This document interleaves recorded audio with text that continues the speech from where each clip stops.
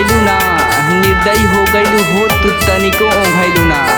तोहरा के अपन करेजा काट के दे देनी हो, तबो तू हमार भइलू ना।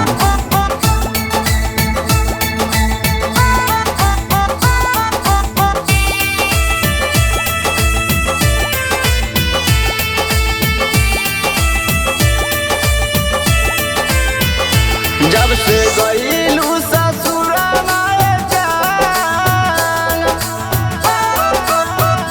जब से गइलू ससुराना जान, मन करे ते जदी पर तोहर याद बड़ी आवे, पल पल तड़पावे।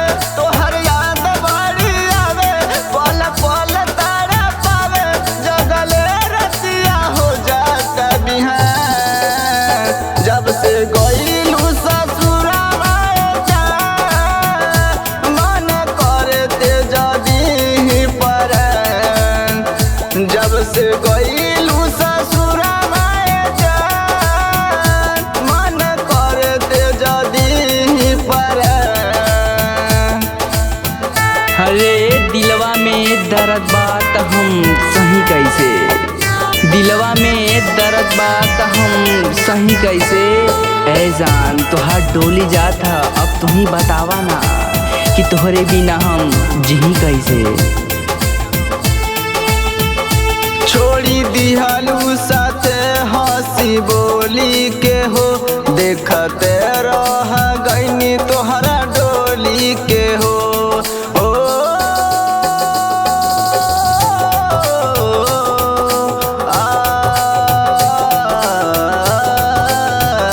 छोड़ी दिहलू साथे हंसी बोली के हो, देखते रह गईनी तोहरा डोली के हो।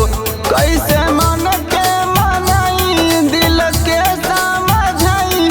कैसे मन के मनाई, दिल के समझाई।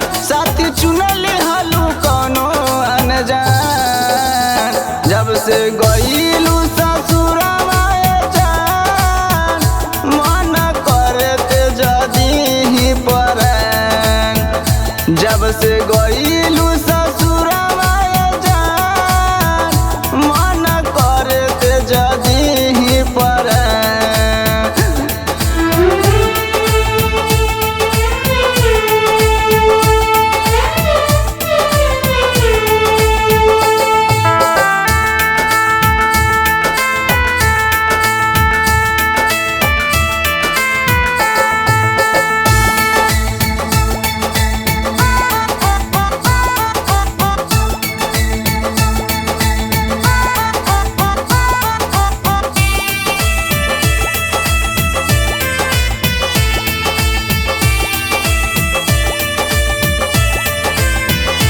अब तो जाता ना गम के जहरिया पियल, तोहरा बिन बावे संगम के मुश्किल जिया हो।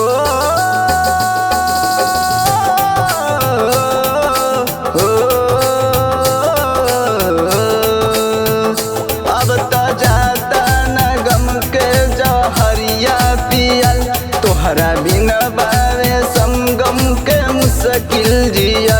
सच कहे मुके छोड़ी गइलू दूर देख, सच कहे मुके छोड़ी के गइलू दूर देख।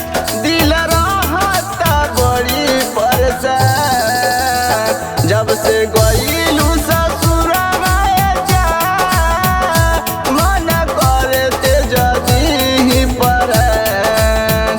जब से